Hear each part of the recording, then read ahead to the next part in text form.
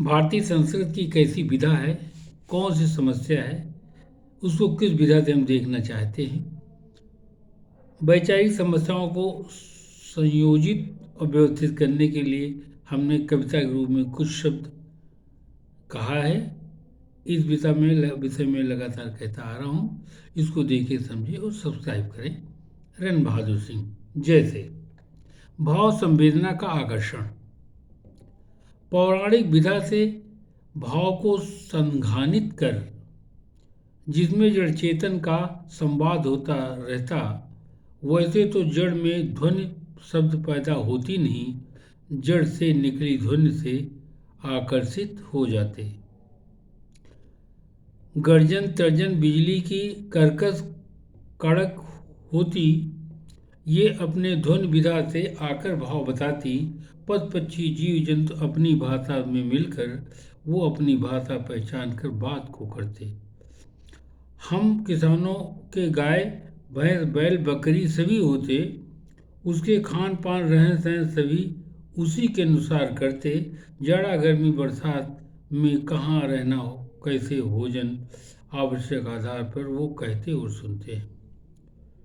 मानव जीवन का बच्चा भाव बात नहीं समझता, तब भी माँ बाप पारिवारिक लोग हंसकर बातें करते। माँ बाप भाई समझते, बच्चा भी उसे समझता। भाव संवेदना से चाह आवश्यकता नहीं जानते। कहीं बहादुर बूढ़ा श्रेष्ठ जो नख और दांत से अक्षम अनुभव आभूषण लिए बैठा था, शिव दर्शन चाह हेतु असहाय विधा में रहा, अपनी बोली से भाव आकांक्षा दिखलाता रहा। अंतर्भाव में चल रही बातों को समझाता।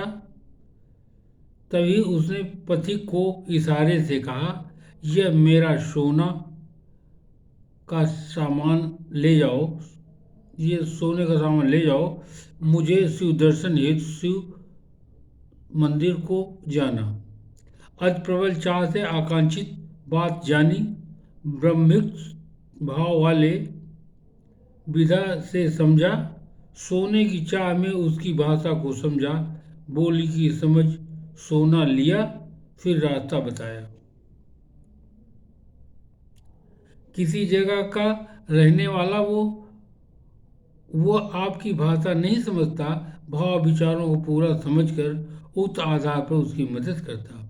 बिना काम के वो भाव बात समझता, उसी से सभी पशु पक्षी की इच्छा पूर्ति करते।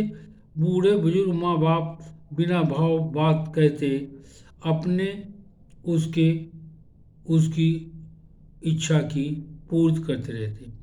गांव शहर की होती कैसे भाव विधा, उन जगहों की जीवन संस्कृति कैसे होगी, स्थित जाने बिन उसके भाव वाणी समझते, उसकी भावना को पढ़कर वो समझ लेते। वह संकोच बिन आत्मशक्ति जिसमें होती, वास्तविक विधा को किसी से कह नहीं पाते।